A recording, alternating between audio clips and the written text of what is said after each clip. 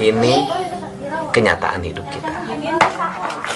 Jadi di balik hidangan yang kita hadapi, ada tumpeng, ada makanan-makanan enak pada perayaan Hari Ibu. Ini kenyataan kehidupan ibu-ibu kita.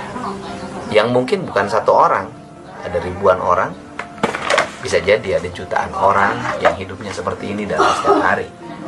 Tetapi kenapa mereka tenang? Kenapa mereka hidupnya nyaman? Karena mereka selalu menerima nasib. Nyamannya? Nih.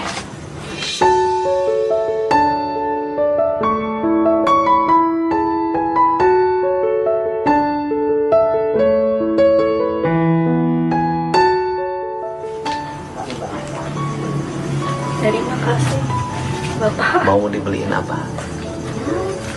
Iya. Mau dibeliin domba? Atau domba mau udah cukup? Bisa emas. Untuk beli emas. Keren. Nggak mau dia beli makanan, beli emas. Ya, ini beli emas tambah. Nah, ini